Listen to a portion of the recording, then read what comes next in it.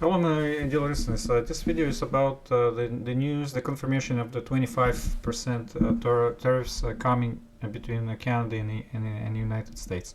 So let's listen to what Donald Trump sent recently in his press conference. On tariffs on Mexico, given these actions you're signing on the border? Well, we're thinking in terms of 25% on Mexico and Canada because they're allowing vast numbers of people. Canada's a very bad abuser also. Vast numbers of people to come in and fentanyl to come in.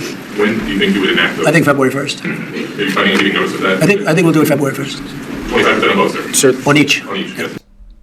And what is going to be the economical implications of that? So this is this is the worst case scenario. And unfortunately, what I think the political situation is not adequately, the country is not adequately prepared for that. Like, the fighting is as a leader of the NPD party says, dollar for dollar, it will not diminish the pain that the Canada is going to feel from that.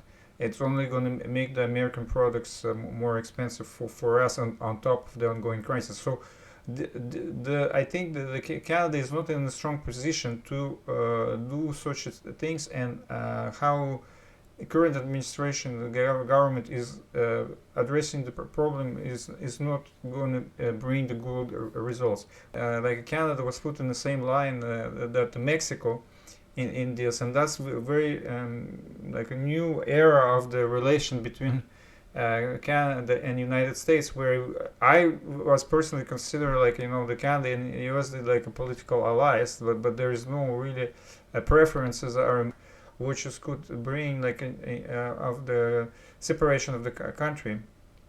And I think that Alberta could be the first province leaving. I talk more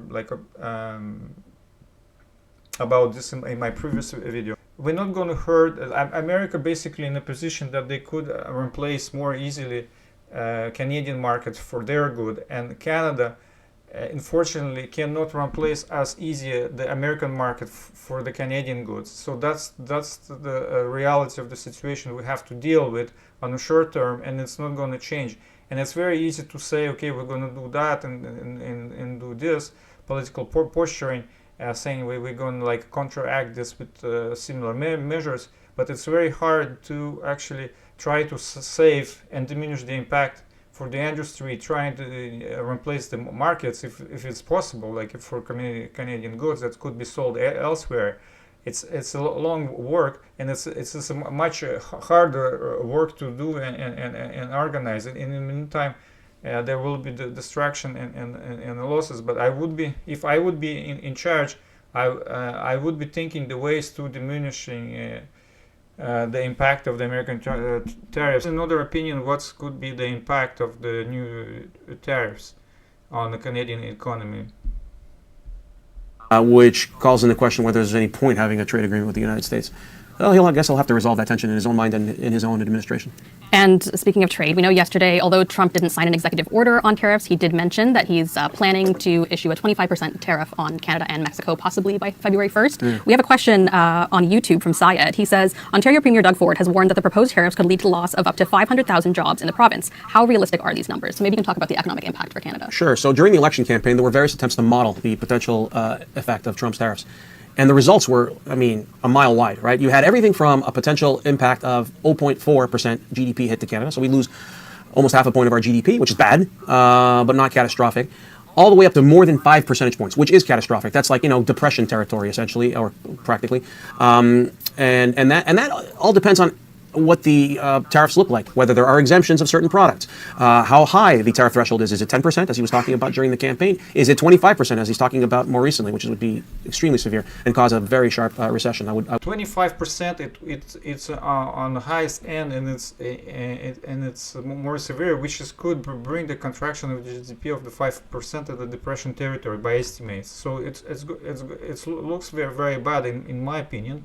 And we don't have a leadership to address that properly, addressing the question. But the economy of the things, because the tariff is going to take effects, and there's going to be business consequences for enterprises that's going to start suffering from that.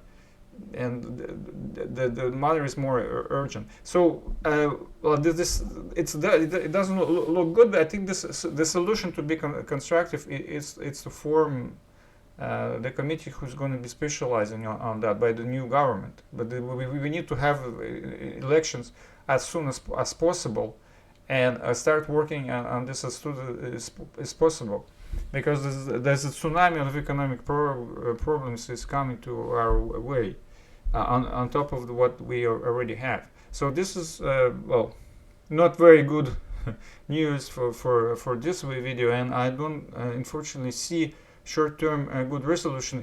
Instead of somebody is going there and trying to convince Trump to wait, to postpone that February 1st date, and to try to negotiate a better deal, and convincing him to do otherwise than 25% across the board.